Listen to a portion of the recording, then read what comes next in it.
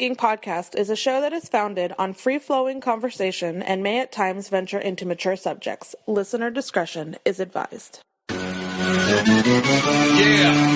Earnestly Speaking podcast.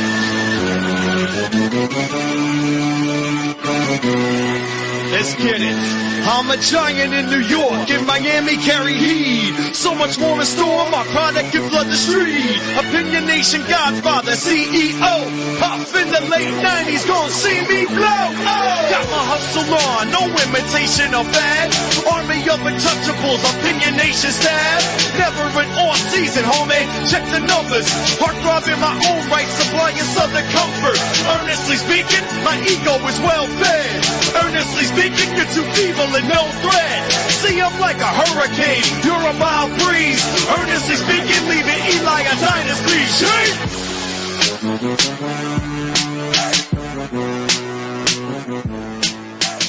Earnestly Speaking podcast. The recording is on July 31st, 2024. It's actually been a little while since we had this guy on the podcast. Like, which is a little bit shocking considering that, you know, what we call you last year, the frequent flyer of the show. Yeah, a little bit, you know. It's been I think it's been like a couple months actually, right, Rob? Oh yeah, I think so. Yeah, I think so. Yeah, a little bit. Yeah, and it wasn't on purpose. Obviously, this things happen. The summer's here, and kids are out of school, so priority shifts a little bit, slightly a little bit, but yeah, best believe a lot of things are happening in the world. Football's coming back, of course. We're big wrestling guys, so obviously wrestling is always a priority for us. We got SummerSlam coming up this coming weekend. We'll just review that in a second on the back end of this episode. But we got a lot to talk about politics, man. We got a lot. Yeah. I mean, you and I, a little behind the curtain here. Like, you and I talk a lot off air. In fact, you, myself, and our mutual friend, Mr. Duke Bennett, host of the Duke Wrestling podcast, we have a little group chat we do. I almost title it the left-leaning black folks want to call. I don't know. I gotta give it a name or something. But we've been going back and forth for a good while on the chat about the dynamics of the election and everything that's going on. Since the debate, before the debate, since the debate with Biden, and then Trump gets shot, and then we have Joe Biden leave the race, and Kamala's in now. There's been so much going on. We initially were going to have us three do a podcast on Tuesday this week with the same format I have tonight, but then of course you had to move things because you had some stuff going on in personal life, so we got to move it tonight. So but we're here.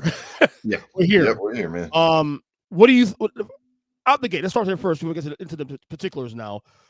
How do you feel about this whole thing now with Kamala and Trump and polls shifting a little bit here and all that? Where you stand right now? Okay, so now what do I always say about polls? Yeah. Okay, I always say, and I don't trust them when they look good for you, and don't trust them when they look bad. All right. And the reason, and I say that just to give people some insight. Okay, so I've been voting since 1992. I started really following this stuff more heavily probably 2004. Mm-hmm. And so I read a lot of historians. There are people I follow on Twitter who have worked in campaigns, who are, and some have even worked as pollsters, and they are, they're not doing poll stuff for content. And so I tend to take their word on things and trust what they say over polls. Okay. And I know it can be it can sound crazy because those people in particular, what they have to say about a lot of this stuff is the exact opposite of what you see on social media. It's the opposite of what you see from political pundits. It is. And so, if you follow polls a lot, and if you watch a lot of cable news, or if you follow people on social media who are in the cable news and all that stuff, it's real easy to see things one way, but the people who I tend to read and follow and listen to, they often have the opposite take on a lot of this stuff. And I know it can sound really hard to fathom. So, and just historically speaking, you know, and given that it's still July and that you have 4 months to campaign and for all the things that get baked into the cake and all of that stuff, those people were still saying Biden had a plenty good enough chance at winning and getting reelected because A, he's an incumbent. He didn't have any scandal going on. We're not Well, bogged down. he didn't have a scandal. His son did, but you know. But that's not him. Right, Okay. no, true. No, I agree with you in theory. I'm just saying that, but they always try to attach it to him, though. They tried, but it didn't take. All right. So he didn't have any scandal.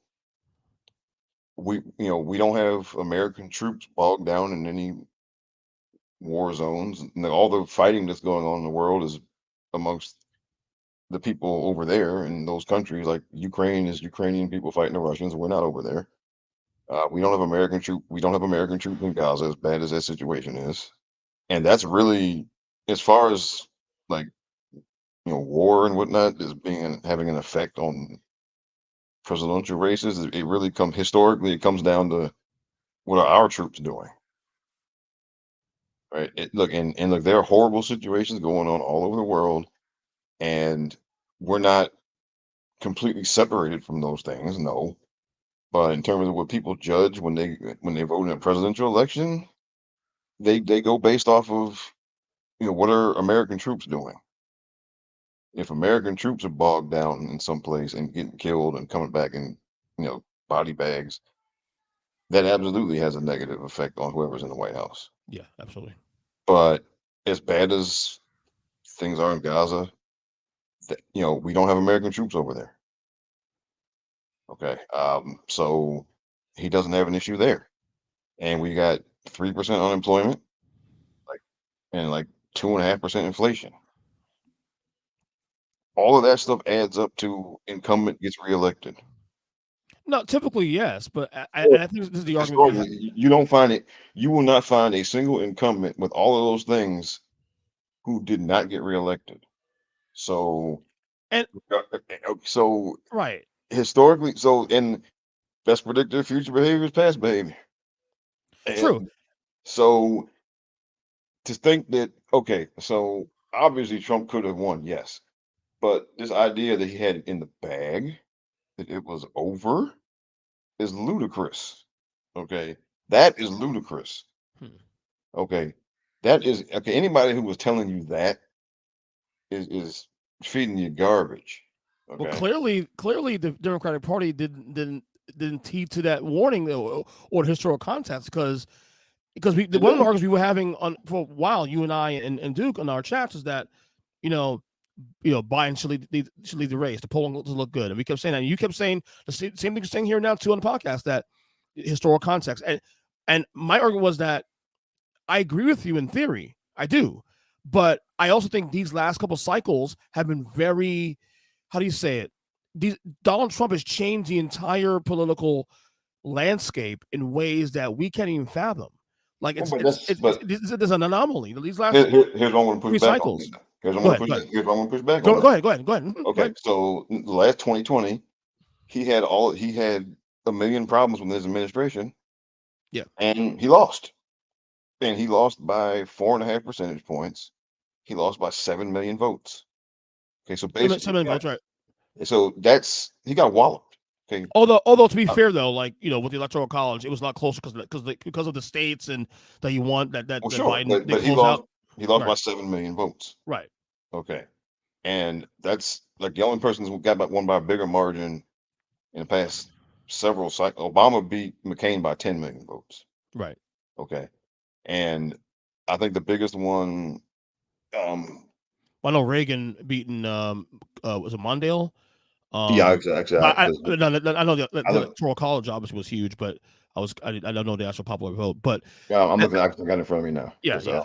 Okay, so Reagan beat Mondale by 17 million votes.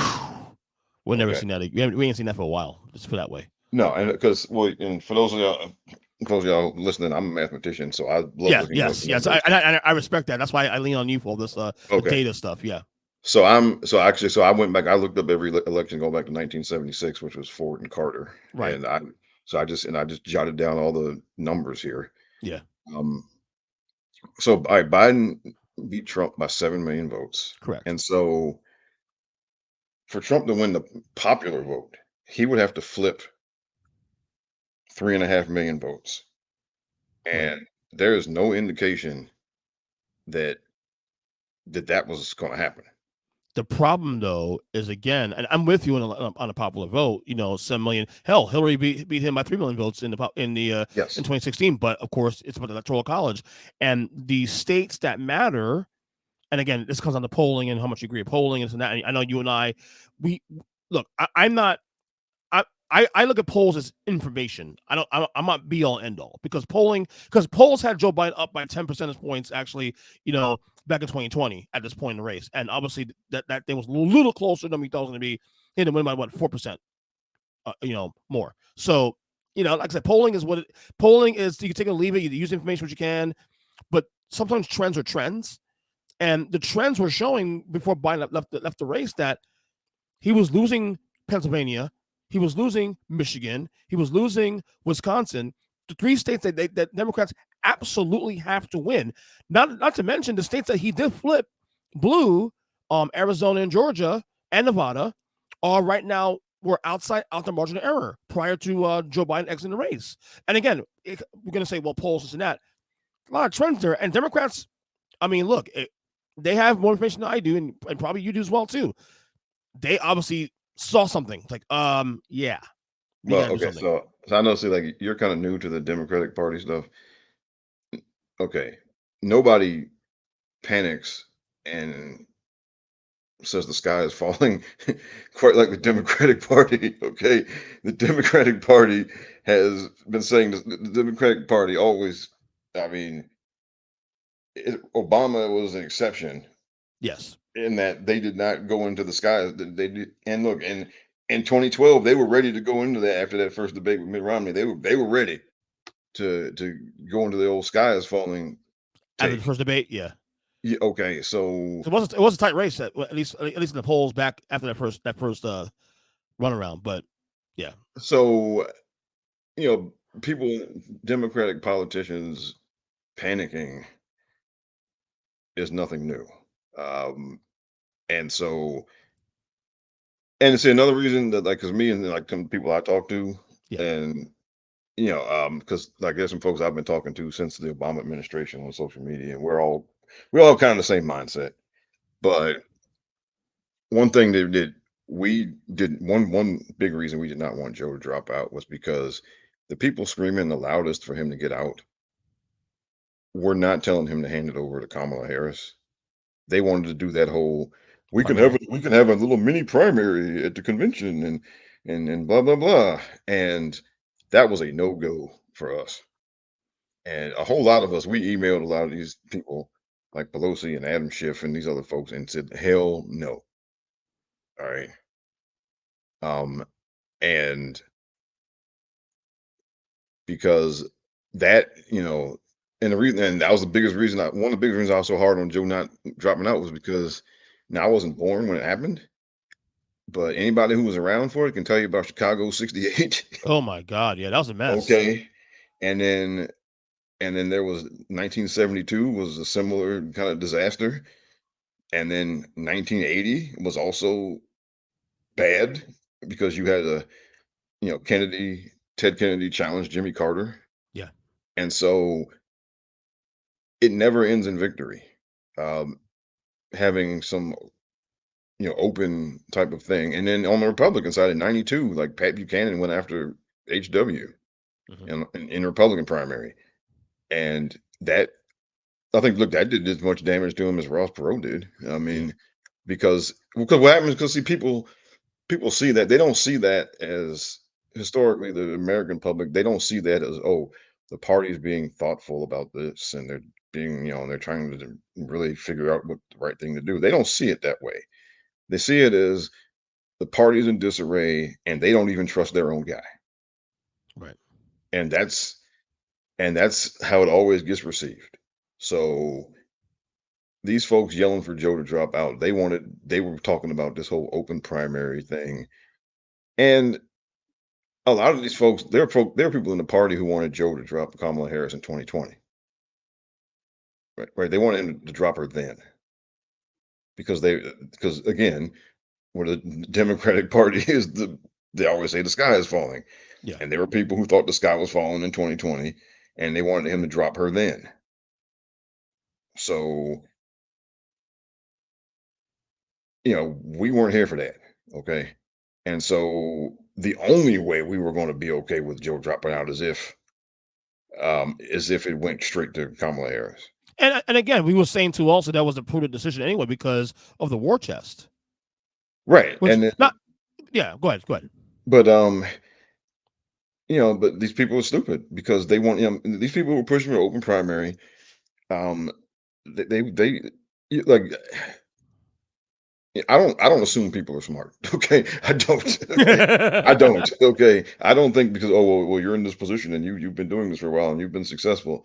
Yeah. Okay, I mean because there are people in 2008 they wanted Obama to pick Evan Bayh for his running mate. Evan Bayh is the most boring milquetoast person you could think of. Okay. Yeah. All right. So I don't. So those are people I don't. I don't trust those people. Yeah. And the people I kind of commiserate with over this stuff, we don't trust those people. Okay. Yeah.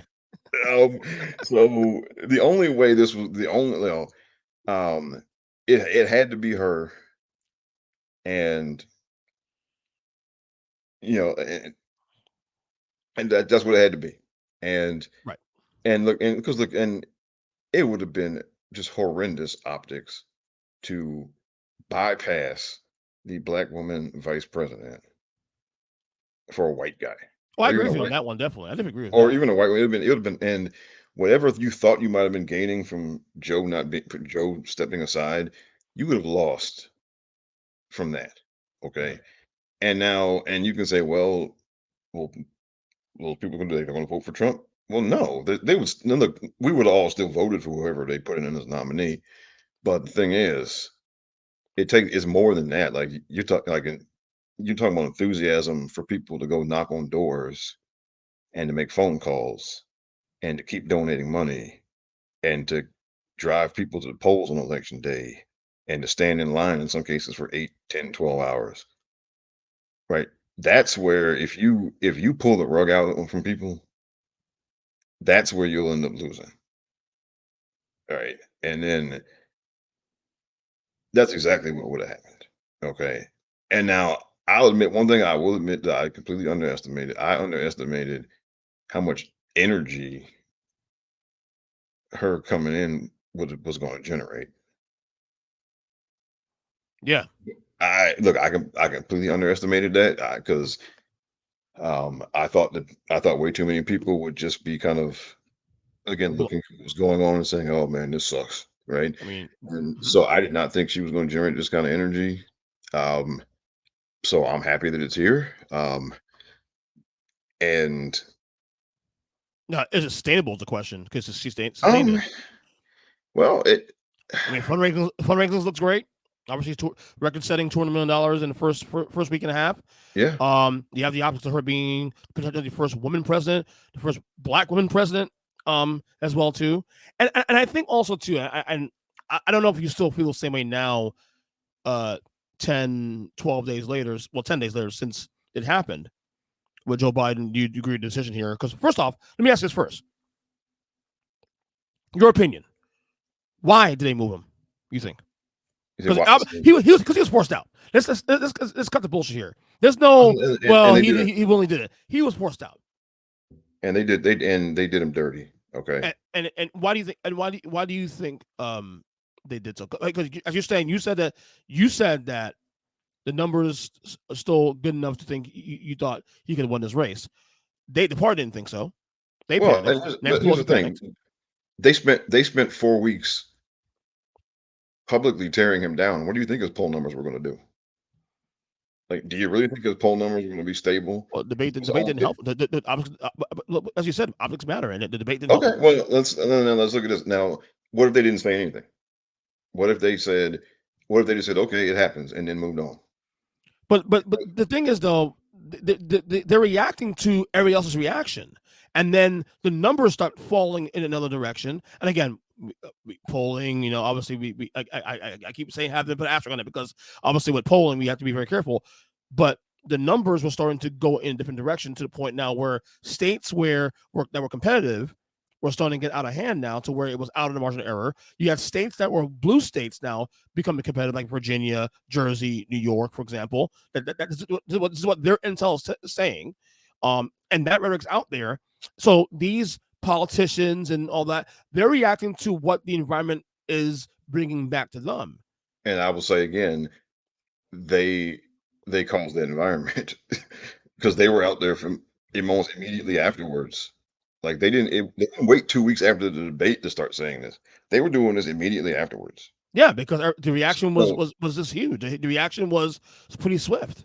and I mean, to be fair, Rob, real quick, and I'll just talk in a second. To be fair, the reason I was frustrated, you sent on a text exchange, was because of the fact that I was someone saying a year and a half ago, that I don't think Biden should run for re-election because of the optics. And then, so all the debate did for me was reaffirm my position, not so much react to it, but reaffirm it. okay, and here's the thing though. Okay. These people who are around him every day, Yeah. they didn't have a problem with him until this debate. So we think. okay. I mean, they probably just they're gonna lie now and say that, oh, I saw this a year ago. No, they're lying. They didn't have a problem if he had gone in there, if the debate optics were great, and if he had walked all over Trump, then there wouldn't have been any push to get him out of there. Okay.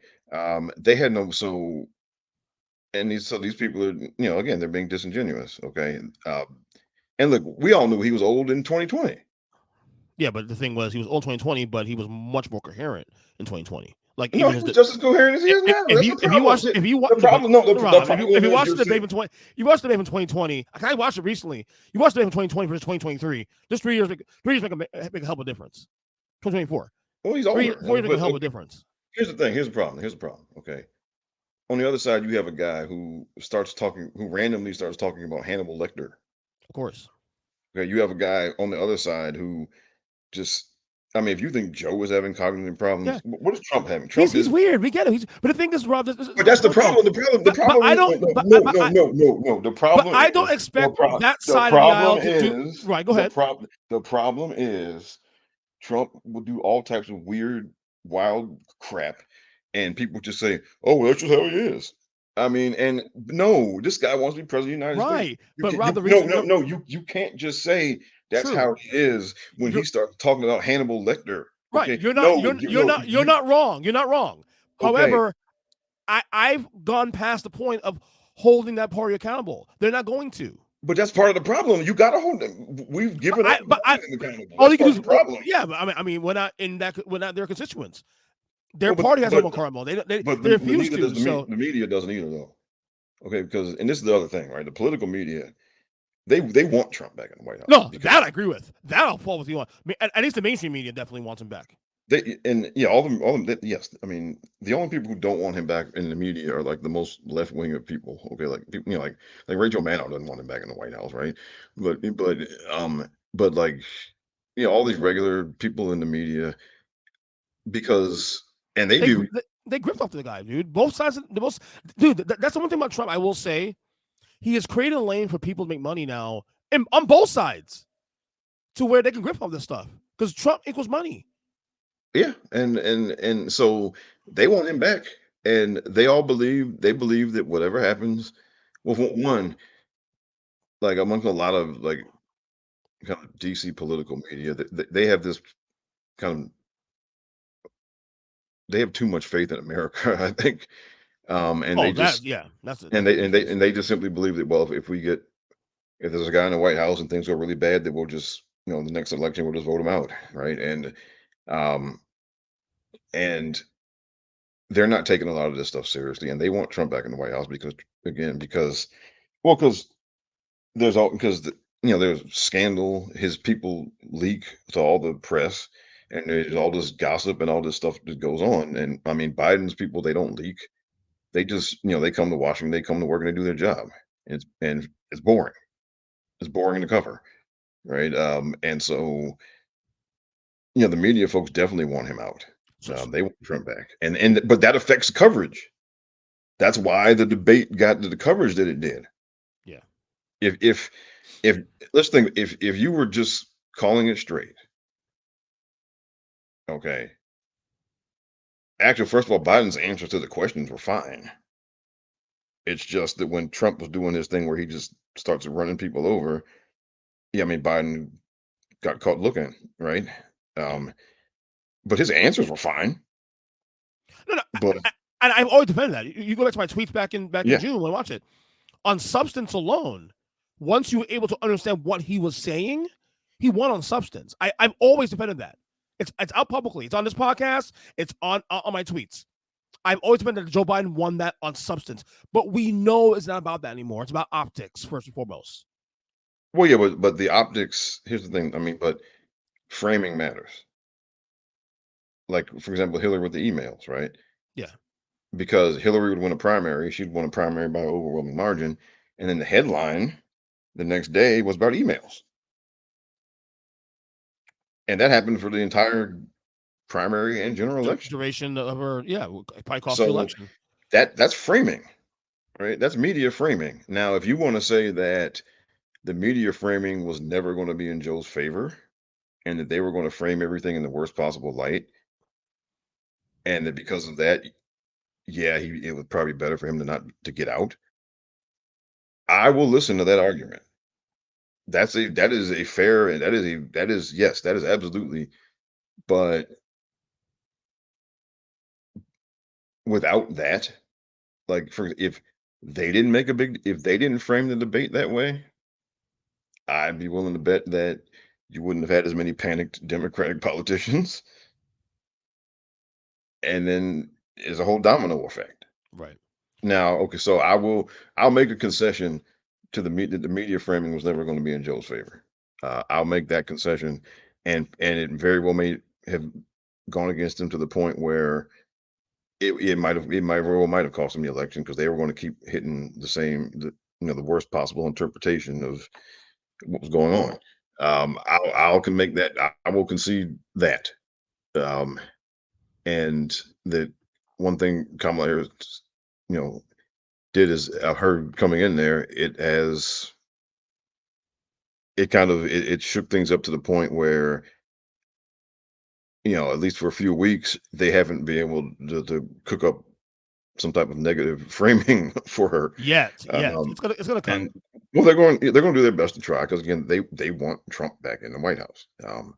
And so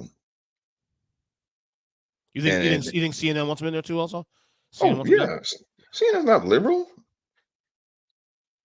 Well, MAGA says otherwise, but okay. Well, they think anybody. I mean, well, they're MAGA folks that think Fox News is. I mean, then again, I got people listen to this podcast. I think I'm a conservative because I actually agree with a few talking points from a conservative I had on the show last week. So whatever it is, what it is. Which I'm not conservative though, but but I agree one thing. Also, I'm a conservative. And here's a headline from the Washington Post. Yeah, Harris faces a pivotal moment as Trump questions her identity, as if it's up to her, as if it's on her to prove him wrong. I will say this though. Donald Trump cannot run the same campaign he ran in 2016 against Hillary because there are way more pitfalls to where it can cost me election. Like you can't run the race stuff. Like I was telling somebody the other day. It might have been on a show with someone else that even if you're a black voter who doesn't like Kamala Harris, and I believe I have issues with Kamala Harris personally, okay, but even though you may have issues with that, and to the point where you may want to vote for her, we can criticize her. Like we gatekeep a lot of black luminaries, okay, to the point that I don't like her, but you don't get to talk to her that way. So if Trump goes too far in that rhetoric, where let's say the same way he did the crooked Hillary thing, and calling all these names and stuff, that's a pitfall that can energize the base just based on that alone. Yeah, on actual protectiveness. You know what I'm saying? yeah, and then also I guess another thing is it's there there isn't a baked in hatred for Harris amongst in the Republican Party. Like they had beef with Hillary going back to Watergate Yeah, because Hillary was one of the attorneys that worked with the prosecution right. against Nixon. Okay, they had beef. They had long standing hatred of Hillary Clinton going back to Watergate. And that worked as well. And so it matters. Okay. Um, we factored in now. So, yeah, well, but there, look, Trump can't help himself because No. Trump, Trump is going to go rate. He went racist today. Okay. And he's not going to stop. It comes down to whether or not basically, are enough white voters going to see what he's saying and say, you know what, that's too much if they were on the fence. Or if they were on the fence about voting for him or not, are they going to hear that and say that's too much? And are enough white voters who maybe were not going to vote going to be moved to say, okay, I got to go vote because I can't, that guy can't be president. Right. Right. And that's what's going to come down to. I mean, but and I mean, at the end of the day, I mean, because see, I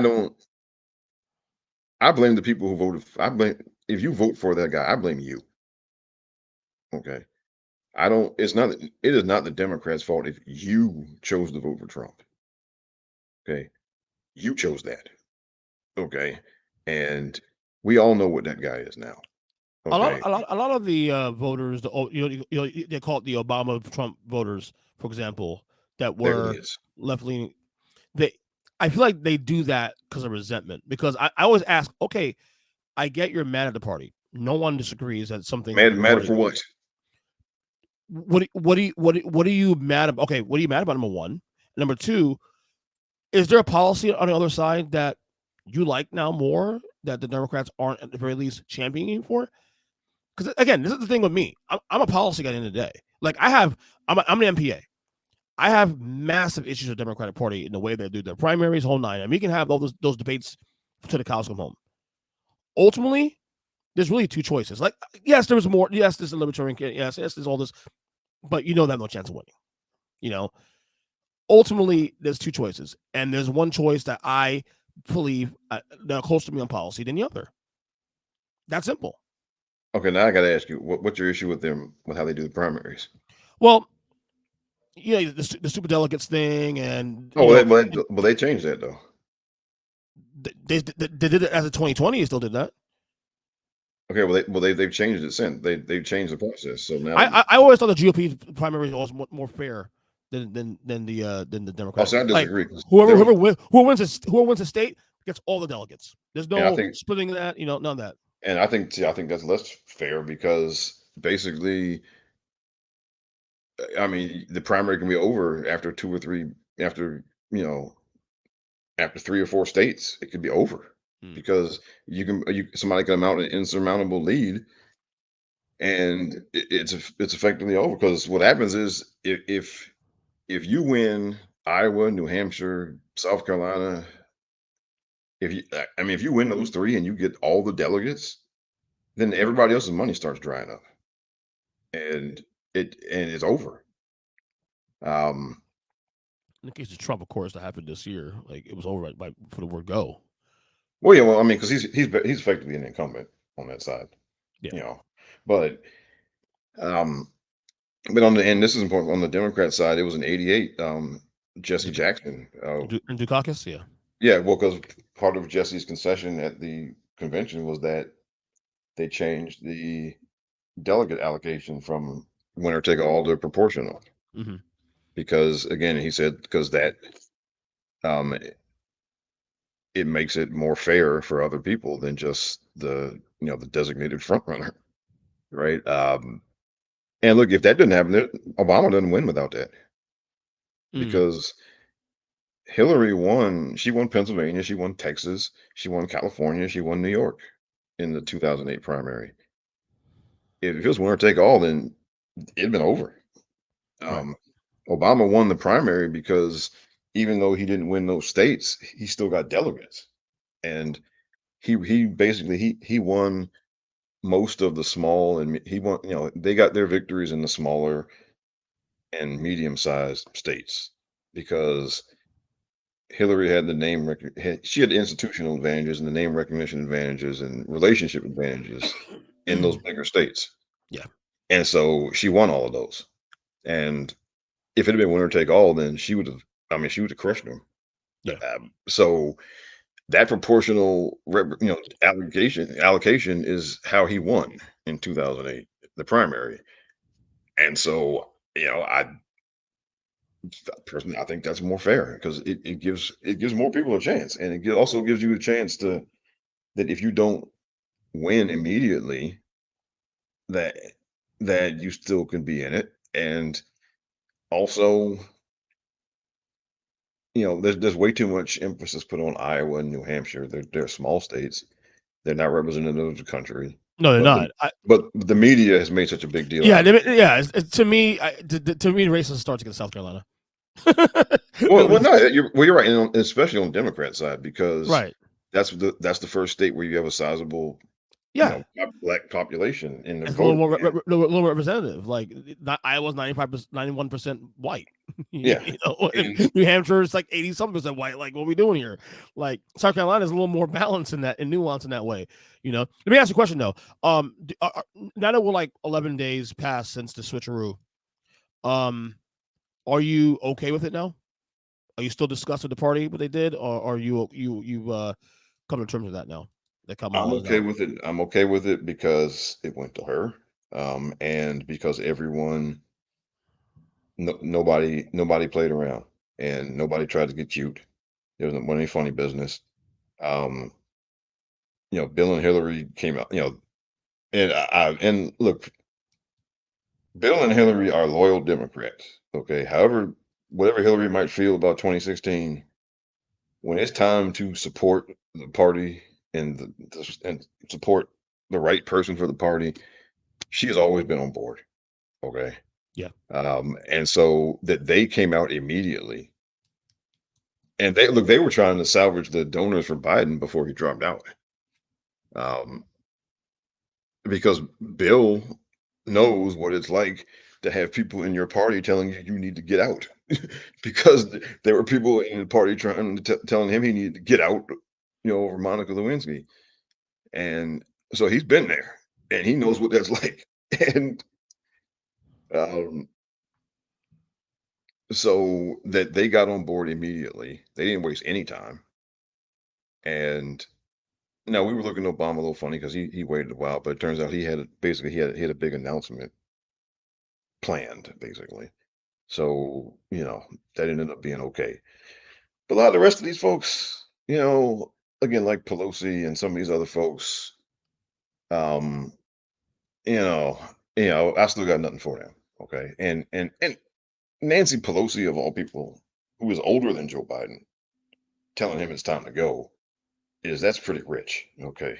Um, it is. Okay, come on now. Well, here's the thing though with that though, and this is why I'll probably disagree with you on this one a little bit. I'm not an ageist. It's less about being old. It's being old and then looking older and look like the sun setting. Nancy Pelosi is still very sharp, and she's older than Joe Biden. She looks Okay, very sharp. but here's the thing: like when when you say words like, what is it, sundowning or Sundowning, sunsetting, whatever you call it. okay? See, this is okay, and this is why I get angry It's okay. because you know I lived with that for 11 years. My father Right. had dementia. Right. I saw what that is like. Okay, I saw it up close and personal what that Mm-hmm. is like, Right.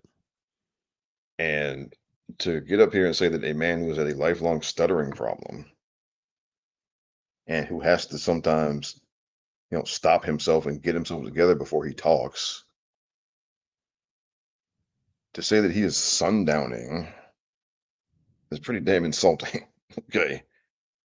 to even suggest that he's sundowning. Right. Right. The stutter doesn't bother me. Hell, I stutter, and I'm 44. And I'm gonna have this problem the rest of my life until my dying day. My thing was that the optics of just the optics of who this functioning properly. Even if he well, here's the thing. Whether or not we agree, disagree, did a good job on policy, whatever. That's up to everybody's one opinion. It was just the optics, and I think more than anything else, the fear of. I think this is where my mind went to more than anything else. If you're telling me that the other guy, Donald Trump, is a existential threat to our democracy, and some people believe that is the case, and then you're telling me your last line of defense is a guy that, from the optics point of view, doesn't look with it, and then you see the debate, and it almost feels like confirmed all everybody's fears. You can't help but what are you supposed to do at that point? Especially if the fear of the other guy, other option coming in is very real. That's what people had to grapple with. People like me, for example, had to grapple with that. And I like Joe Biden, for the record. I do. Because look, Joe Biden is when you sit down and look at everything, he's a top 10 president, maybe top 5. And if you Really? think if you think that's crazy, okay, tell me who's better. No, I'm not going to sit there and say right or wrong. I'm just saying. I mean, again, that comes down to policies. Yeah, I mean, so I don't expect so Bill O'Reilly said he's the second worst ever behind that's somewhat who was he said was the worst one ever. I forgot what he said. Was it Zach Taylor? I think it was Zach is it Zach Taylor? I think his name is Zach Taylor. The one before Lincoln. Was the worst one ever. And again, I don't expect Bill O'Reilly to also praise Bill Biden because Bill O'Reilly isn't conservative. So the policies that Joe Biden did, he won't agree with. So that's all based on the policies. Yeah. So I'll say this, okay, because remember, a lot of our perception of course, there are a lot of presidents who didn't do anything. Okay. So, I mean, they were in office when nothing important was really going on, right? And they just didn't do much of anything. So he's better than them already because they didn't do anything. Okay. And he's better than the obviously bad ones, you know, like Hoover, right? I mean, he's right. Um, he's better than John because John F. Kennedy didn't get really, he got killed 2 years in, right? So he didn't get the chance to accomplish the things he was promising to accomplish. Okay, so but at the end of the day, I mean, it's unfortunate. The circumstances are crappy. But if you're going to look at legislative and regulatory accomplishments, Biden's got more than Kennedy. Okay, um, so when you start going like when you just start going through these people and like, well, what did they actually do, right? Not just the people that we liked or good vibes or whatever. Like, what did these people actually do? Um, I mean, like, okay, like you got FDR, you got Lincoln, okay. Um, Truman doesn't get enough credit. FDR obviously is up there. Oh yeah, I think FDR, Lincoln, George Washington, because I mean he was a very important thing with him is he rejected being named King George, right? And that would have ended the whole democracy experiment right there, right? So I mean you can say FDR, Lincoln,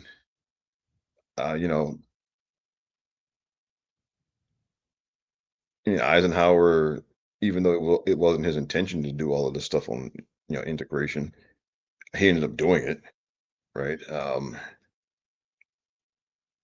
And then Truman did a lot on race, integrated military, did a lot of things. Okay. Now, of course, now if you're somebody who believes that that's not a good thing, then, then you're going to feel differently about Truman and Eisenhower, right? And there are some people who don't think that was there are people who don't think those were good things. There are people who don't think that Abraham Lincoln, right? There are people who weren't for that for Lincoln, right? But obviously, but I mean, just so looking at things like that. So there are a few that are obvious. Um, but then, I mean, Johnson did all the civil rights stuff, but then he also did Vietnam, right? So, Right.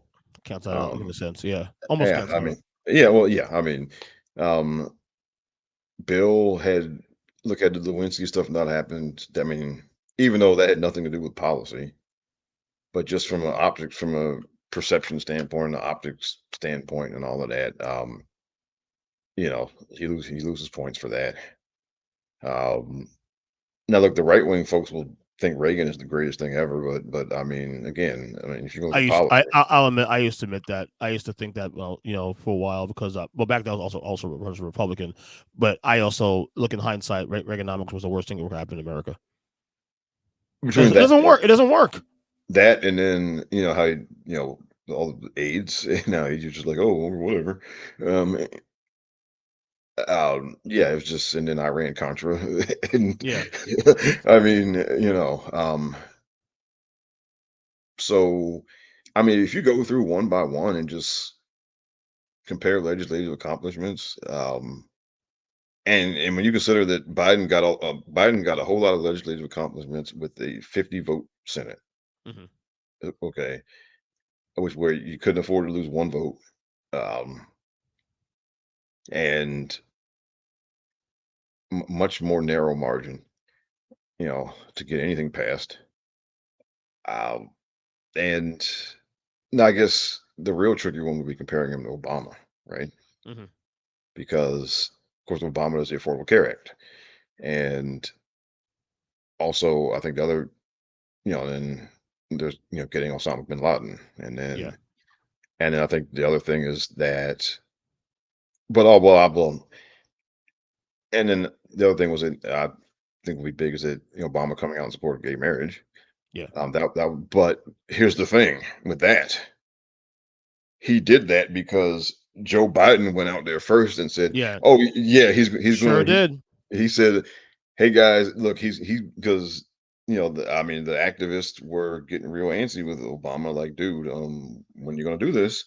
And it was Joe Biden that jumped down and said, "Oh, he's gonna do it any day now." And he said that Hmm. on live television and kind of forced his hand, Yeah.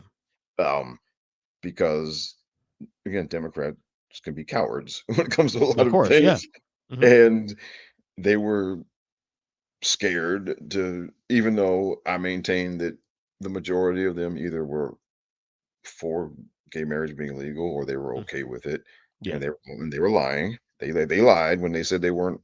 You know, when they said, "Well, I think civil unions should be the way to go." Blah blah blah. They were lying. Okay, like I said, most of them either didn't have a problem with it, or they were flat out in favor of it, but they were scared to say so. Yeah. And honestly, I mean, in 2004, it was not a winning issue. By 2012, it was, but they were still scared to jump out there and say it. And so, you know, and I guess see, a lot of us see, if you follow look, obviously Biden doesn't have a perfect record through all this time in the Senate. Nobody does. If you're in the Senate 30 years, you're not going to have a perfect record. You're going to have some things that, in hindsight, people are going to look at you like, really. Um, but if you look at his whole career in the Senate, the good outweighed the bad. Um, There's a speech, I don't know if you've ever seen it, but one he gave in the early '80s about apartheid on the Senate floor. Yeah. I would tell anybody, to go listen to that. And that was at a time where it was not, it was still was not all that popular to oppose apartheid, right? Or You, at you, least to, you know, I or at least love. to speak up about it. I love about some of the people on the right too, especially. I always give, I was not trying to be a smart ass here, but this is why I always tell the people on the right. Like, people say, "Oh, he did 40 some years in the Senate and didn't do anything." What? Okay, what didn't he do? Like, give me a policy that he didn't do or didn't come through with that you didn't agree with, and no one can answer the question. They just say that because it's a talking point. Yeah, He didn't do anything. Okay, what didn't he do?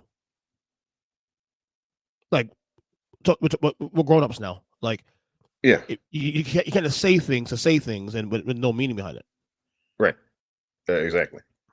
Um, so to the end, so for like me, and guess a lot of my like-minded people, and we we were pissed off about this because we felt that they did him wrong.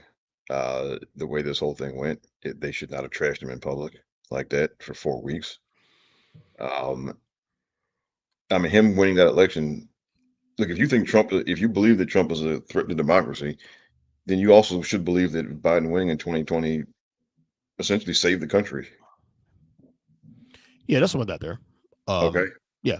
I mean, so any discussion about him dropping out should not have been done publicly like that. Okay.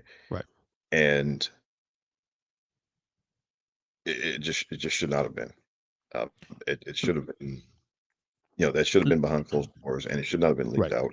And to do that is just, I mean, it soured a lot of people who are more deep in the weeds in the party like me. A lot of us who have like defended Nancy Pelosi over the years, we were just like, no. But I will say this though, and again, polls are the polls. We get that. If Kamala Harris does become the president of the United States in November, or president-elect, I say, I'll tell you what, if you really Trump was a massive threat, have Joe Biden stay in the race, you got one person to thank for that, and that's Nancy Pelosi. I mean, I believe that if Kamala wins the race, I believe that the odds are low for Joe Biden to win this race, in my opinion, if he stayed in the way things are going. But again, that's also you're using different intel than what I have, so I get it. Yeah, and I just think, look, to me, he deserved better than that. Okay. Let me ask you this though, before we move on, because we have the topics I get to. Before we move on, it's a two-part question here. Kamala Harris, who do you think she will pick for her running mate, and who do you want her to pick as a running mate? Okay, so if you ask me, like, who do I personally like? I mean, if it was up to me, I would pick Kelly from Arizona because astronaut. I knew it, right? Oh, look, I'm a NASA nerd, man. I was one of those NASA nerds with NASA. Yeah, of course, man. And he's an astronaut, and he will be a very strong spokesperson on gun control issues because of his wife, Gabby Giffords. Well, not just because of her, but I mean, it's kind of hard to shout him down talking about that when, what happened to her, right? Right. So I mean, he'd be my person, but I just look, as long as she doesn't pick anybody that ends up having just some obvious problems the next day, because Walls from Minnesota is really good at talking. That's my guy. That's my guy. Shapiro's sounded really good talking. Some people want Pete. I always Buttigieg. Yeah, Pete Buttigieg. My wife wants. My wife loves him. My wife absolutely loves him. So look, I think any of those would be fine. I know some people are worried about Pete. Well, is the country ready for that? I think it's more ready now than it was. I think today. I just think the risk here for him, Pete, is running mate is more so because the margin seemed very slim in terms of like who's going to win this race. Like if you had more confidence that the Democratic nominee is going to win this by a pretty wide margin, like the way we were in 2020 after Joe Biden, we all figured Joe Biden was going to win in November in 2020. I would say, yeah, that wouldn't have hurt the ticket at the time. But because everything is so marginally now close in the battleground states and certainly the entire race, that, right now the polling has Trump slightly ahead still nationally still. But that could be changing very soon. But that being said, I think unlike although it's crazy, I said that the VP pick on the Republican side was not going to matter. Although I'll tell you what, JD Vance ain't helping the ticket right now on optics. I do think the pick on the Democratic side is massive. It's massive because all these guys have a couple of things that that could hurt the ticket also too. like Josh Shapiro, for example. I think Josh Shapiro is probably strategically the best pick because there's no path for the Democrats to win without Pennsylvania to win this election. And Josh Shapiro is very popular in that state. In fact, his approval ratings in the mid 60s, or close to mid 60s. I personally prefer Tim Walz because he's progressive on the things I care about. He's done a phenomenal job with his only one seat majority in that state legislature and getting a lot of things done in that state. That's truly impressive. Kelly is cool. My problem with Kelly, though, is that if you go to Mark Kelly from Arizona, that Senate seat becomes up for grabs now in the future. And I don't know if you want that to risk that with only a one seat majority as is right now in the Senate. So that could be a reason why they want to go there. But Josh Brewer has a flaw because of the fact that he called pro-Palestine protesters compared to the KKK, and if he's elected there, there's a possibility that maybe some of those voters stay home. Yeah, and that's right. I think so. I would stay away from him for that reason. So I think Walls would be fine. I think Pete would be fine. And I think Wall's the best pick, in my opinion. That's my personal opinion. I think he's probably the most positives with the fewest red flags. I think right. so. The only thing they can do, they'll probably put on him is that he's a socialist because he's doing free lunches for kids and. Well, they say that anyway. They say everybody's socialist. But again, that's to your point. They pin against everybody, every single. They think Joe Biden's a Marxist. Joe Biden is a Marxist. Really? Talk to a Marxist. They'll tell you. They'll laugh your ass off. Oh, and look, I mean, and Walls, I mean, he handled the question very well. He's like, "So you have a problem with kids eating?" I saw that interview. It was great. Yeah, fantastic interview. Yeah, I was like, "So what you have a problem with kids eating? Oh, really?" Yeah. And to me, that's the way you do it. I mean, because ultimately, you can yell socialist, socialist, socialist, and it's like, okay, well, yeah, I mean, I think kids should eat lunch. I don't think we should have paid family leave. He got paid family leave in the state of Minnesota too, also. Yeah, I mean, like, and I don't, this whole idea of lunch debt being a thing, right, is for children is ludicrous. And Rob, the funny thing too also is those same things I was stating here, paid family leave, lunch for kids. There are a lot of Trump supporters who will go for that stuff also too. But because they're so fixated on the MAGA thing and all that, and obviously the Republican platform does not support those kind of things, at least to this day, they can't show that kind of a, leaning. But a lot of those MAGA folks want that. Look at the state of Florida. Florida's a weird state. I want to live here. So they elect we've had Republican governors now for the last 20-something years now. And it's really no future. I don't see a Democratic win in the state for a while. In terms of like governorship anyway. And yet we've also had progress where we've now approved $15 minimum wage. We'll be there very soon. We also are about to on the ballot now. We already got medicinal marijuana, and we may have full-fledged recreational marijuana by next year.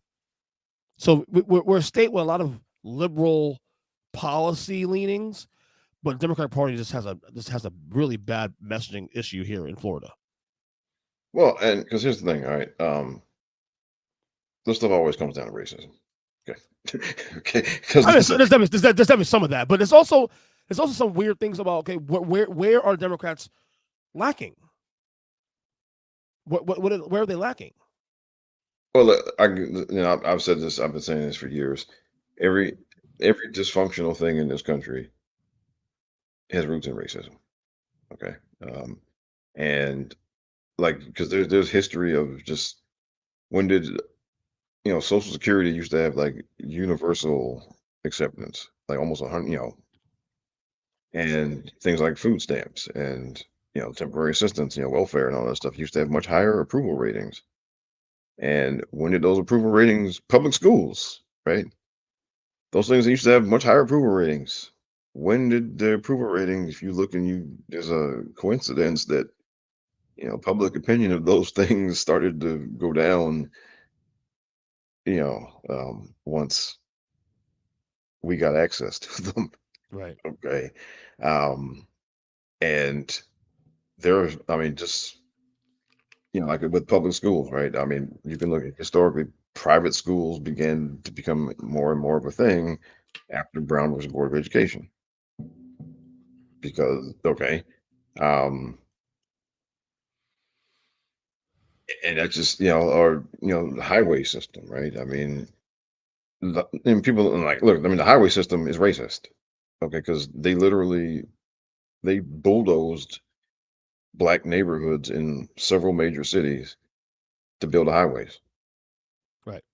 And see people, and a lot of people don't know that, right? And so yeah, you have a lot of these weird shaped and weird twisting direction highways, and why is the road like this? And well, because look what they ran it through to make it. They if I was one of the like I think it was in New York State. The guy, I forgot the guy's name, but who designed a lot of the highways and overpasses and everything, designed them at a certain height so that city buses couldn't go through them. Hmm. Why? Because who rides the city bus? We do, Right. right? I mean, so a lot of this stuff, I mean, why is it so hard to get registered to vote? Why? Because they don't want us to vote. Okay. And the harder you make, I mean, uh, look, and that's what it is. I mean, um, why is it harder to buy homes in some places? Yeah. Because they put up barriers to entry to keep us from buying, and sometimes those barriers to entry don't just affect us, but they would rather. Some people would rather. They'd rather sink on the boat. They'd rather the boat sink than for us to have a seat. Um, and that carries over into you know so many things.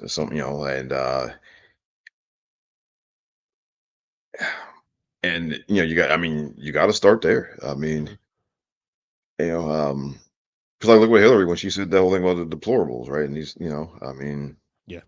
um, people got in their feelings over that. And another one, she has again, she's got history. One of the things she did earlier in her career, she infiltrated segregated schools, like I think segregated private schools. She went undercover and infiltrated and exposed a lot of them. Yeah. So, there are, so, you know, if it was 1960, if it was 1966 and not 2016, there would have been people calling Hillary a N-word lover. Okay. Right. For some of the things she did during her political career. Okay. Um, um, it's, Yeah. but that's, and like a lot of stuff, that's where it starts. No, Um, there's something. There's definitely something to that. There's definitely something to that. To your point. No, I tend to agree with some of the premise on that. That a lot of things do stem from simple racism and discrimination, all that. There's definitely a lot of that, especially been into a system that, while we're a much better place today than we were years ago, there's still, we're still fighting that battle no matter what. You know what I mean? So, all right, let's get to an hour into this podcast. Let's get into some wrestling discussions here. Before we get to SummerSlam preview, I wanted to ask you: did you watch the Vice documentary, "Who Killed WCW" that came out last month or I early this did, month? I did not watch it, but I have, I listened to some commentary on people who did, Right, and I watched it happen in real time. So, right. So who do you and look, this is something I'm sure we've touched on a couple times and on many of the podcasts we've done. We've probably talked around the topic a little bit. Um, but in your opinion, who do you think is fully responsible for the demise of WCW? um, well, I think there are a number of people to blame. So there's a pie chart then. Yeah. So Math guy, here we go. Yeah, so I think Bischoff has to take some of it because, Yeah. well, I think what happened, he got put into a management job for a thing that got was way bigger than I think he was prepared to do. When he took over, they were a much smaller operation. They were floundering, um, and then then everything exploded. And I don't think he and look, he'll tell you himself that he made a bunch of mistakes. Oh yeah, which he has. Yeah, and but I think just he was not equipped to manage all of that. And to manage, and look those guys. Hogan took advantage of him. Hall and Nash took advantage of him. Yeah. Um, I mean those three in particular. And so I But think he bears some of that. He bears some of that locker room situation becoming as untenable as it did. Um, I think whoever it was that hired Vince Russo, I mean, because Vince Russo was just like he had all these wacky, crazy ideas, and and when he was working in WWE, of course, it got filtered, and he didn't get to do just whatever he wanted, right? And when he went to WCW, he was given much more free reign, and so he did a bunch of stuff that just did not fly. So he gets some of the heat for it. Um, and people, I think you can go back to Jim Hurd, who was there in charge when Turner first bought it, because mhm. one of the things that happened, like no, the whole time they were in existence, they kept trying to kind of walk away from who their core fan base was. They were Jim Crockett Promotions was a Southern based wrestling promotion. It's Virginia, Carolinas, Georgia, right? And they went up to Maryland, as far as Maryland and Mhm. in Philadelphia, but it was mostly a Southern based promotion. And there's certain cultural sensibilities and what have you, and their audience, they they just kept walking away from their trying to walk away from that audience, and it haunted them the entire time. And Vince Russo was just kind of the worst manifestation of it, but because he like literally did not care about the actual wrestling aspect of it. No, not at all. And like, if you want a prime example of how to touch, there was this faction called the West Texas Rednecks, and this was around the time they brought in Master P, to be part of the show, and he had a couple of guys who were like, they were No Limit Soldiers, and they were wrestling on the WCW shows, and they were feuding with the West Texas Rednecks, and who had this, some like Master P and his guys, they were, you know, had they made a couple of songs and were rapping and all that, and the West Texas Rednecks, they came up with this, Rappers crap. yeah, right, Yeah. and it's funny Yeah. because the West Texas Red Kurt Hennig was one of the West Texas I remember that. Yes, I Rednecks, remember that. and what happened is they got over it. They got over it They did. because why? Because WCW is based in the South. Yep. And I mean, and granted, I mean, look, Master P's from New Orleans, so he's not a Yankee, right? But I mean, you know, some good old country boy singing rap is crap.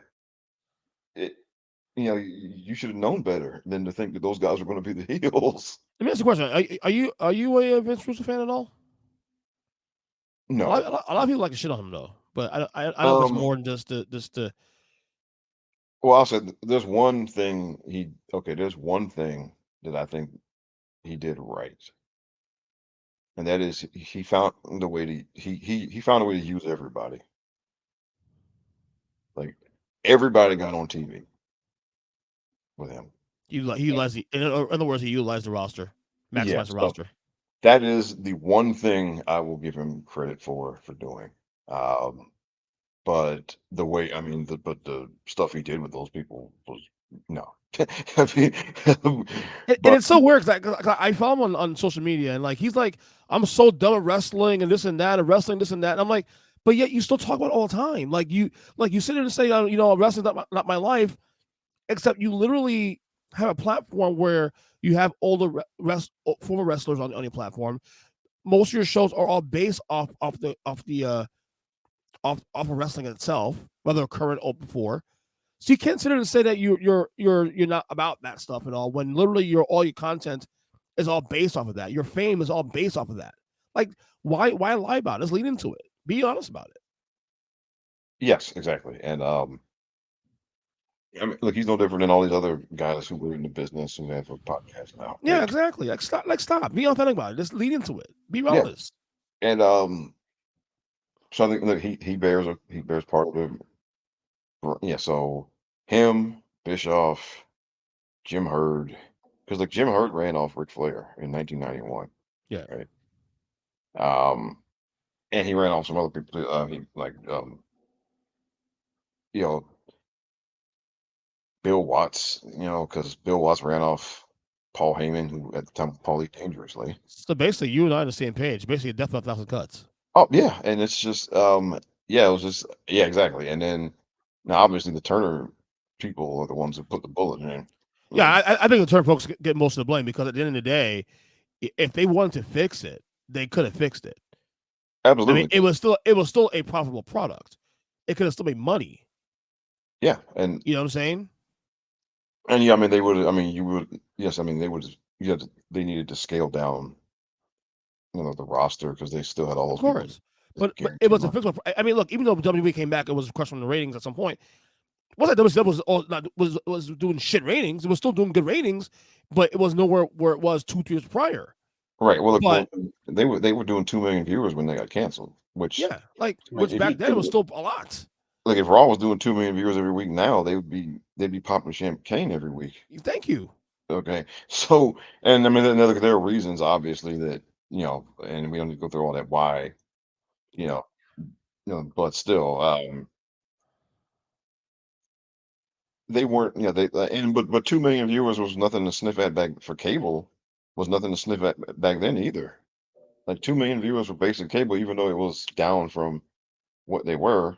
5-6 million. Yeah. Yeah, but that was still a really good number for basic cable in 2001. But had they had people to actually fix the product, like because you can tell it was disorganized. And to me, the signs for me, like from a creative point of view, they were disorganized was when they did the whole Wolfpack angle and split the NWO. Once they consolidated the NWO, it got too big, and they went to the point of splitting it down. Yeah, the rating was still pretty good, but that's why I knew like, yeah, this is a problem. The creative here ain't good. Like Goldberg's fine, holding up well, but beyond that, Goldberg was the last vestige of anything worth a damn in the company in '98. By the end of '98, that thing was pretty much on the way down. Yeah, and that's the thing, and it's just that one, and because well, they didn't land well because Hogan pulled his shenanigans at Starrcade, and I mean he was supposed to just lose straight up to Sting, and he pulled his shenanigans. Creative card, right? Yeah, Yeah, and I mean that didn't help because that totally just kind of gummed up the works. absolutely. But I mean, yeah, they should have ended the NWO and um, Hall and Nash, could have just they could have done their thing. They could have stayed together and done their thing. Maybe had one or two people with them, and Hogan could have had one or two guys with him. But they should have ended the NWO, but they let them linger around too long. So yeah, so as far as blame, um, I give a lot to Jim Herd because he's the one that screwed it up in the first place. Um, Bischoff just again wasn't equipped to manage what it turned into under his watch. Yeah, his book got a little I would say stale, but got a little shitty to the end. Oh yeah, because well, um, and then Russo was just completely out of touch with what their core fan base wanted. Yeah. And again, like I said, that was a problem ever since, from the time Turner bought them from Jim Crockett. Um, so I think I mean, if I had to pick people, I'd be those three: Jim Herd, Bischoff, Russo, and then the Turner people at the end. Yeah. Um. Another thing, also, if we got SummerSlam, John Cena, he announced that this will be his last run Yes. at Money in the Bank last month. Well, this month, I'll say, early July. Um, he's gonna come back and do probably some matches here or there between now and WrestleMania, but definitely this WrestleMania will be his last WrestleMania ever. I guess two things here. We'll talk about his legacy, number one, for you, and how should the company book him this last stretch run here for him. His legacy for me, it's funny. I missed most of his because I started watching again in 2012. Right. So I missed like a lot of his run as the top guy in the company. Um, I think, I mean, his legacy is, I mean, I think he had the longest uninterrupted run at the top. I think because he Since won, Hogan.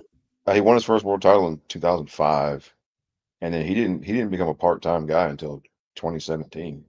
I mean, That's that's Hoganish.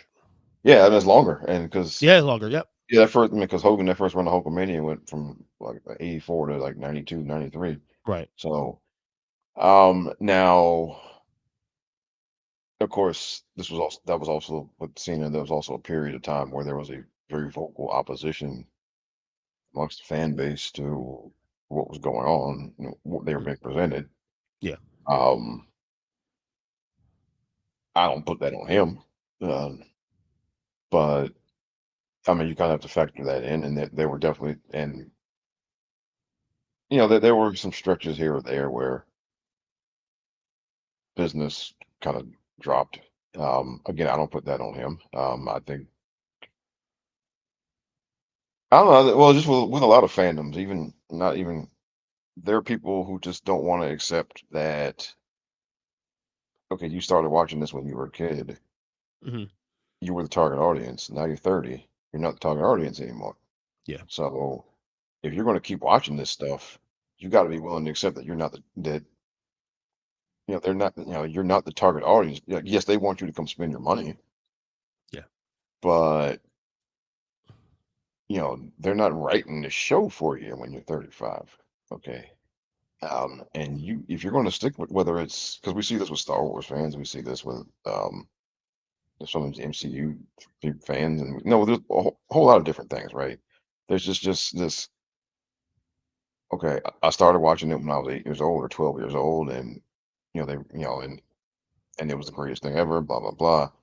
And now I'm still watching it when I'm 35, but they're still writing it for 12-year-olds. You gotta, Come to terms with something there. it is what it is, man. I mean, because like George Lucas said point blank about Star Wars, like it's a morality play for 12-year-olds, right? And there are people who, you know, can't can't accept that. Yeah. The people who It's so don't true. accept that. It's so And look, true. it doesn't have to be, totally cartoonish, 80s Hulkamania, but you know, it's not gonna be ECW either. And there are people who want it to be ECW, there are people who want it to be Attitude Era, WWE, and that was a short period of time. And that company has been around since the 1950s. Hmm. Um, the Attitude Era was from 98 to like 2002, depending on, the most generous, well, at least the most generous measurement of it would say like 97 to 2002. That's 5 years, okay, out of 70 some year history. And that was a kind of perfect storm in, window in time. And that was not, obviously wasn't sustainable because the ECW wasn't sustainable, right? Um, and that we got to experience that era. Okay, cool. It was great for what it was. Um, but that was never going to be what it was going to be in perpetuity. And so a lot of the people took out their frustration on Cena, basically. Right, Uh, right. but that's not his fault. And So he still survived it all. It's probably that. yeah, and he did. Is, And they we, were mhm. go ahead. And look, they're right to never turn him heel. He shouldn't have been turned. No, they should not turn him heel. In hindsight, you're right about that. In hindsight, Yeah. you're right about that. I think the polarization of him actually made him even more interesting. Yeah. It only elevated him in his legacy. I know we discussed this in the past, on numerous podcasts about Mount Rushmores and top fives and all this stuff. As we sit here right now, July 31st, 2024, is John Cena Mount Rushmore WWE guy? As always, it depends on when you start the clock, right? Yeah. And also it's also complicated because Rock and Austin were at the same time. That always complicates things. Yeah.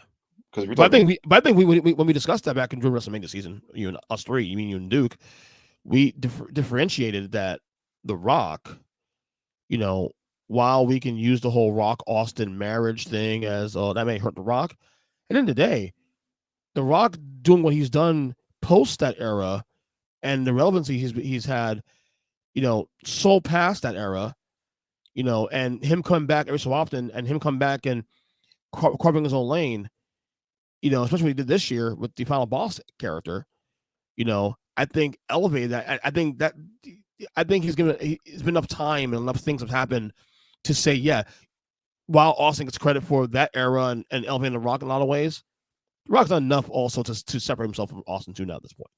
Yeah, I agree. And so, okay, if we're just going to count from when Vincent Kennedy McMahon took over, because Hogan's there definitely. Hogan, then I would say Hogan, Cena, Rock, Austin for now. And I think Roman is right. He's in waiting. He's in waiting. And yeah, so I think Roman is next, and depending on, and Roman could get into he could get in, he could break through. Yeah. Depending on how much longer he wrestles and all that. I mean, so Roman had the longest title reign since Hogan. Yeah. So, but right now, I mean, well, we can't really judge Roman until he's either finished or until he becomes exclusively a guy who only comes around every now and then. I think this return, whenever he comes back, whether it's this weekend or the next couple months, will actually go a long way of making that conversation even more palatable for him. Yeah, because you got to look at it. He's got 9 WrestleMania main events. Yeah. That's more than anybody. So, and he's been even, and of course, and again, he's polarizing like Cena for a lot of the same reasons. But his run is basically the top guy in the company. Started, 2016. Like when they fully installed him in that spot was 2016. Right. See, what saves Austin in the conversation right now is that even though he's had the shortest run of the bunch of the guys we've said, he is still height of powers, the most popular guy. Height of powers. Like who had the biggest, highest popularity Q rating up between Hogan, Cena, Austin, and Rock? By far is Austin. Austin to this day still gets the biggest pop when he comes out. Yeah. And that's what saves him more than anything else. Otherwise, if we didn't have that, he may not even be in Mount Rushmore. Yeah. Yeah, because he has, unfortunately, he had such a short run. Yeah. Because of injuries, and it wasn't, again, not his fault. So for right now, I'd say that. Except like I said, Roman is right there. So, but right now, yeah, I would for the era of Vincent Kennedy McMahon owning and being in charge, I would say yes. Now, if we're going to go all the way to the very beginning, then you got to have Bruno on there. Yeah. Because I've been working on a little project of my own, trying to formulate my own top 50, because based on, because remember that was that Bleacher Report that did that top 50 we talked about. And remember that. Well, I mean, it's hard really, but because with Bruno, you got to look at it like this. If there had been a WrestleMania during his career, he would have main evented pretty much he would main event every year he was champ. Mm-hmm. And when you add all that up, that's like 11 main events, WrestleMania main events. He would have main evented, if they had monthly pay-per-views when he was champion, he would have main evented all of those, right? So when you look at it like that, I mean, he would have blown everyone out of the water. Yeah. Um, so to me, if you're going to look at, I mean, you got to kind of take. I mean, if you're going to try to, measure him against other people, then you have to find some way to. I mean, you have to basically prorate that. Like, what would it have been? Like his career. Again, had there been a WrestleMania, had there been monthly pay-per-views, like, but as it was, I mean, he main evented damn near every show he was on for his whole career. Yeah. Yeah. I mean, so you'd have to put him there, and No. Right. and look, without him, none of this. I mean, we don't even get to Hulkamania without him in his initial run, putting the company on the map. No, I'm with you. I'm with you on that. How do you quickly book Cena's next 6 months, 6 to 8 months? Okay. All right. So WrestleMania has got to be Randy Orton. They never had a WrestleMania I match. agree, 100%. 100%. That's you got to do that. And then And that's how you turn Orton heel between now and then. yeah, well, by that point, 'cause I mean, everyone's expecting Orton to turn on Cody. Yeah. So by that point, he may already be. Yeah. Um, so you got to do that. And for me, other than that, to me, you just man, play it like line up whoever's still there that he's got some history with. Just play the hits. Yeah. I mean, Punk is there. He and Kevin Owens feuded at one time. Run that back. Run back AJ Styles. Mm-hmm. Let me see. Well, Are there any matches in there that he hasn't done that he could do between now and then? Any matchups that you see that I think he needs to get back at Austin Theory. Yeah, that's another one. That was a disgrace. Yeah, we discussed it last year in the podcast. Yeah. Yeah. So yeah. He needs. I'd have him get back at Solo. Because I mean, why not? So I just maybe play the hits, man. Yeah. It's only one And anyway. Yeah. I'm not one of those people because I know I've heard some people say, "Wait, he needs to put people over." No, he already put people over. He put some people over. He put Austin Theory over. He doesn't need to put anybody else over. Right. And at this point, I'm not of that line of thinking that you know that legends need to be putting everybody over on their way out the door. Um, I think what AEW did with Sting exactly what was exactly what they should have done. Yeah. I mean, look, he didn't lose any matches and he shouldn't. Why? Nobody wants to see him lose. Right.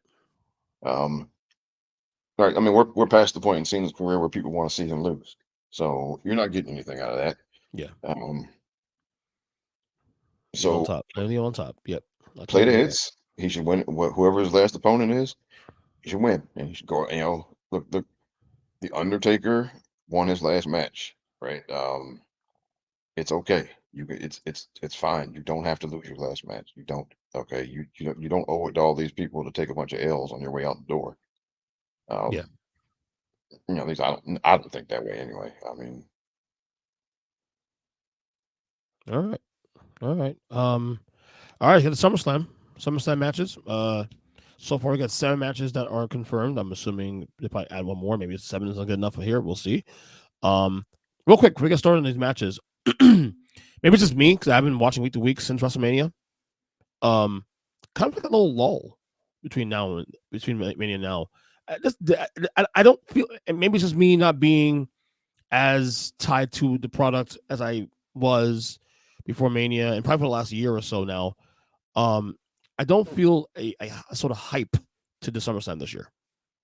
um, Am I the only one feeling that way? Or are you also? I'm kind of there with you because um, look, a lot of people have been praising most of Triple H's booking and creative.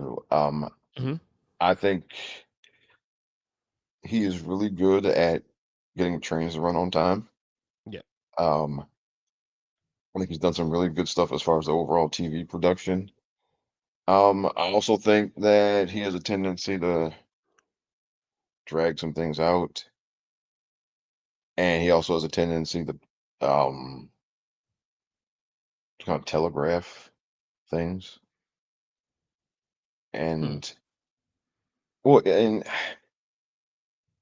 it's And I don't want to complain either because look, WrestleMania this year, the hype with it and what they yeah, did, and look, you can always go nowhere but down. But losing right. Seth Rollins for injury for a good portion of that, who else was gone for a little while? Roman's now gone. And the thing about Cody is that Cody, he's having great matches. It's just that there's nothing significant right now storyline wise with him now. I guess obviously now with the bloodline, we'll get that in a second. But beyond that, you come down from being Roman after the 2 year odyssey and all that, you're gonna come down a little bit. But the lull has been kind of long now. We've been now 4 months in this lull. It's Um, in my opinion. well, yeah, I see, and because like I still do watch every week, and um, now look, Vince can be a little too wacky as far as you know, kind of doing things on a whim or doing things on the fly, Mm-hmm. and but I think we could stand have a little bit of that, like um, your world title. We shouldn't have to wait until WrestleMania for the world title to change hands. Right. Nothing or to SummerSlam. Not that we need to, but I mean, it wouldn't be the worst thing in the world if it happened. Yeah, like some of these things, there's some things that need to just happen on an episode of Raw or SmackDown, like big Just kind of things. little jolt. There need to be there need to be some big things that happen on an episode of Raw or SmackDown. I say that, but like I'm also the person that hated the fact that during the Attitude Era, part of the reason why I always say it's overrated is because they use the belts like hot potato. I hated that. Right. I'm not saying, yeah, I don't think, no, you don't go back to that. No. But like, for example, like there was a lot of stuff, like, I mean, as great as WrestleMania was, like the months leading up to it, there was a lot of just kind of waiting, you know, Yeah. because and not just for Cody and Roman, like once it became kind of clear that eventually, Io and Bailey were going to fall out, right? Well, it started looking, I mean, that was taking shape during the summer of last year, Yeah. and so therefore Io wasn't going to lose the title until WrestleMania, and so that's like 8 months where you just know where you know she's not going to lose you know because they're not going to have her lose until her and Bailey fall out and all of that. And with Priest, just kind of sitting on the briefcase for months and months and months, and then it became, you realize, okay, well, they're going to do that at WrestleMania. So now, the next few months, we know nothing's going to happen on that front. And, Gunther, right? We knew, well, okay, well, Gunther's been champion this long. He's not going to lose until one of the, till WrestleMania, right? And it just, when you pick, because I guess me being a math guy, I see patterns and pick up on patterns. So Yeah. if you once you start recognizing the patterns, it can kind of be like, okay, so this isn't going to happen. Well, this isn't going to happen until such and such date, and then and then it also becomes just so obvious that it's going to happen on at SummerSlam, at WrestleMania. It can kind of take it can take the wind out of the sails a little bit, I think, and so and I think, look, it's not hurting them right now, because I mean they're still very much riding the WrestleMania momentum as far as business. Right. So I mean, it'd be silly to say, well, they're going to be in trouble, No. but yeah, I mean, it's just, I mean, like week to week, there are definitely some weeks where, and particularly SmackDown, like some weeks Hmm. where it's just like, okay, you know what, I really could have skipped this one. Yeah. Yeah. Um, and so yeah, I mean, I can understand if somebody's not that hyped going into the SummerSlam, and then also, I mean, the way it's been built, this show is basically centered around Roman coming back, right?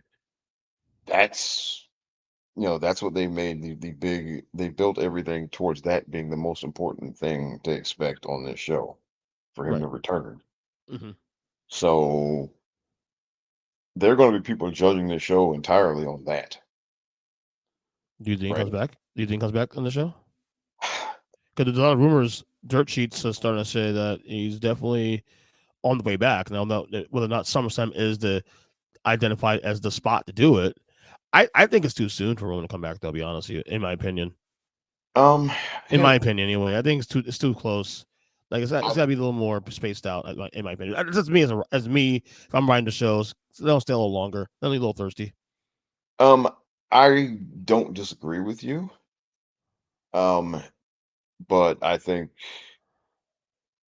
yeah, I mean, I think just from a purely like writing TV standpoint, I think it probably would be better to hold off a little bit. But we're kind of getting to a point with SmackDown where it's kind of Mhm. getting harder and harder to to say, okay, I gotta watch it this week. Yeah. And so to that end, um, and you can see this in some of the numbers, like um, because I look at all this stuff 'cause I'm a numbers nerd.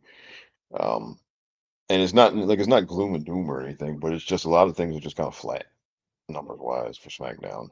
Yeah. And so from Yeah. that to that end, and it's there, I think that there is kind of an immediate Hmm. need to bring him back sooner I because think if you don't do it at SummerSlam, okay, then when are we going to do it? Survivor Series or before Survivor And Series. You know, and you did it. That's that's a assuming you do. whole Yeah. that's 3 more months, Yeah.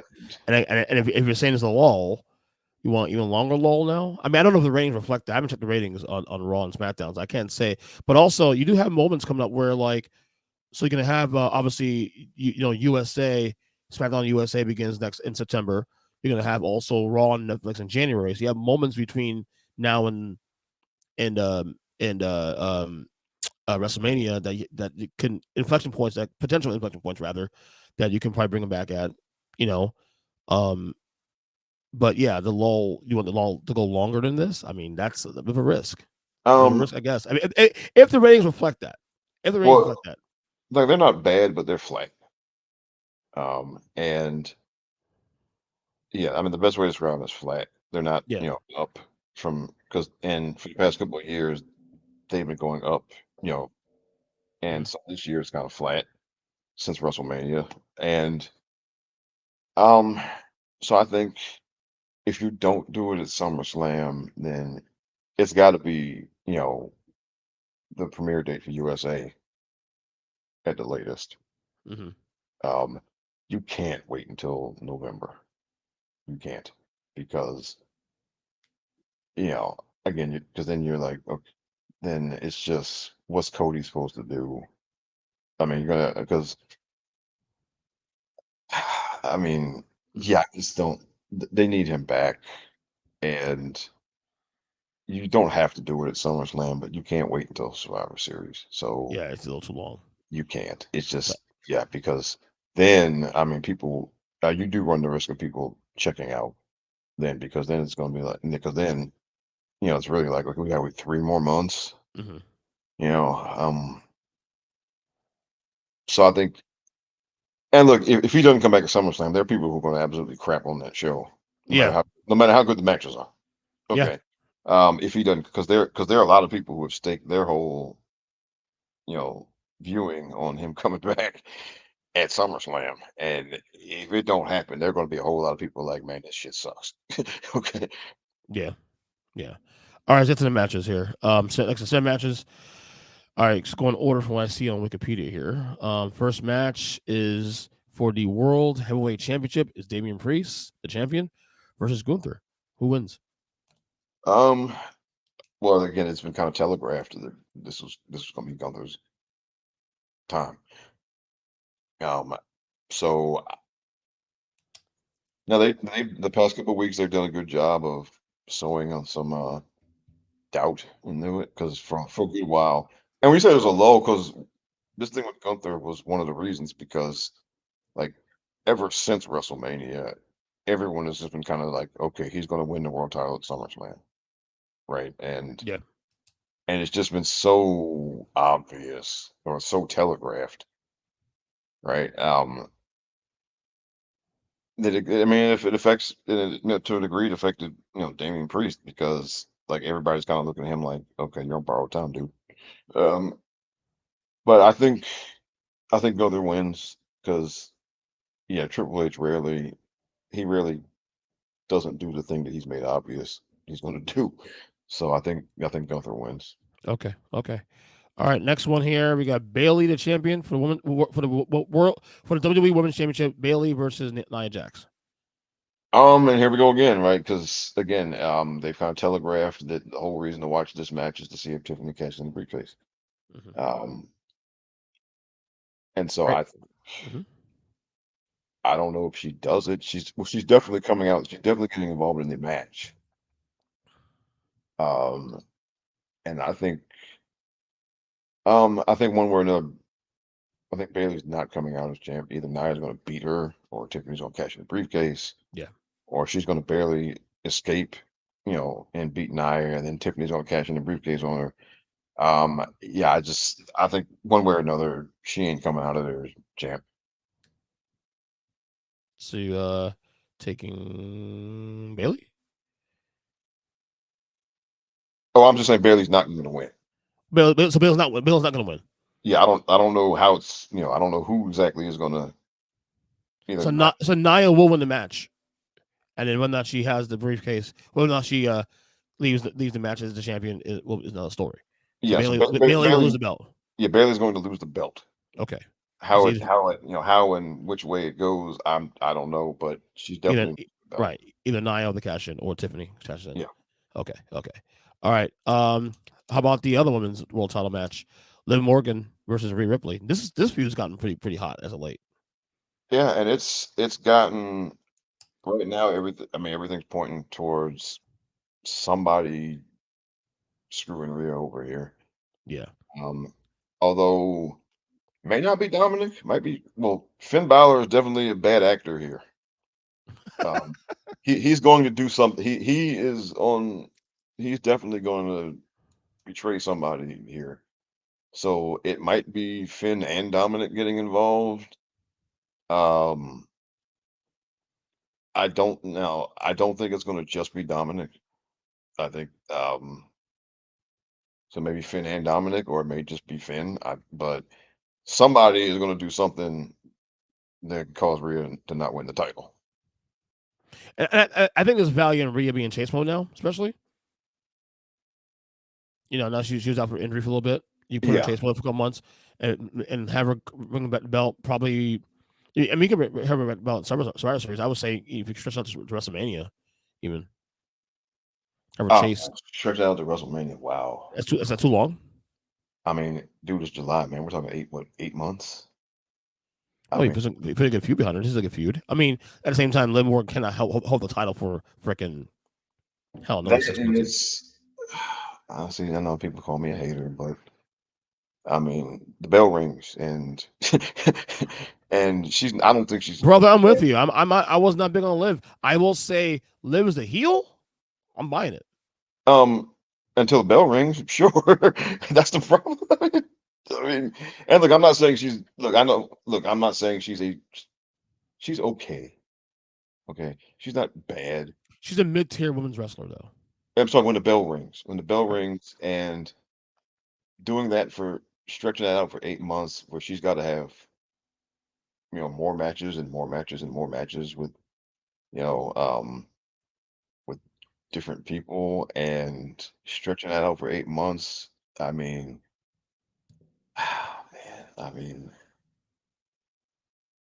yeah. Well, look, I'm not, it ain't gonna work for me, man. Not when they got EO on the roster and Lyra Valkyria, and they got a bunch of people, and after 8 months of yeah, I think Rhea winning is too soon, but I think SummerSlam's too soon, but Shenanigans here. stretching it to WrestleMania. Hey, use DQs, man. How about do some DQs here? I mean, you don't see much of those anymore like you used to. Yeah. But yeah, I think Liv's definitely keeping the belt here. Okay. All right. How about this one? The undisputed WWE Championship on the line. Cody Rhodes versus Solo Sikoa.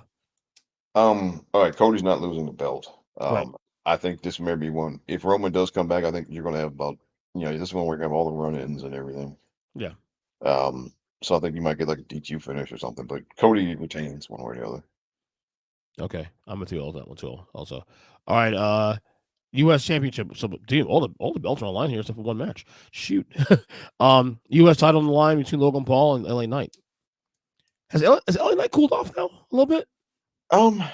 He's still pretty hot. The crowd is still pretty hot, right? It's hard to. I don't think people like him any less, but I think because I remember at this time last year, I asked you, could you see this guy having a world title or down the road, and you said nah.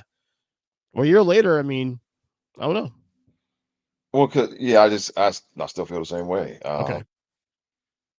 I guess people are saying he's going to win because I don't see how him being U.S. champion really does anything for him other than just the fact that people want to, the IWC saying that he needs to win a belt. I don't see how it really affects his character. But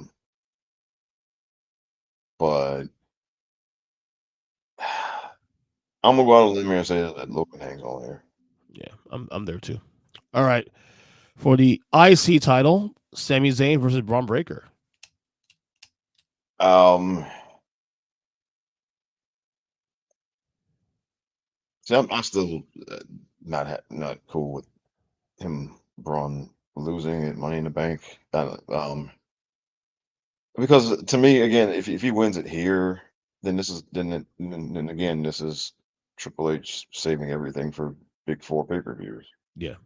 Although if he doesn't win here, then it's kind of like, okay, well, what next? What now? Right?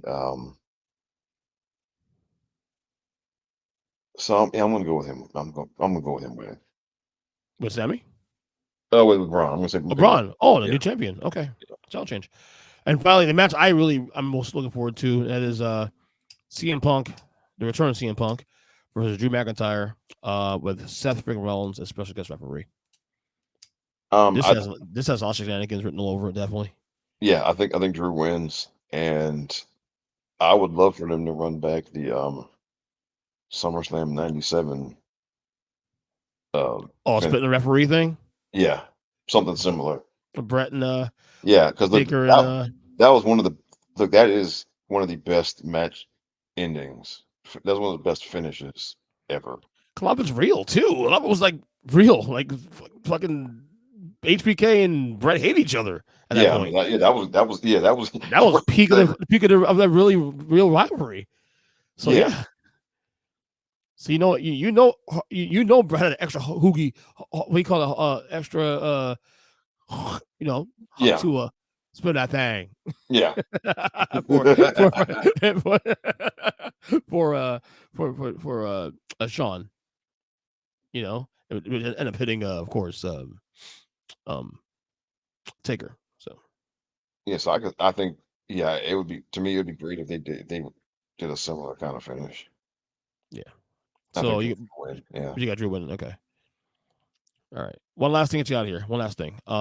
It's been like a minute or two on this one. Your Washington Commanders, big fan, of course. New quarterback, Jane Daniels. New head coach, Dan Quinn. Your thoughts on your team going into next year? What are your personal expectations? Well, okay, so all the reports out of camp have been positive on the new quarterback. So to that end,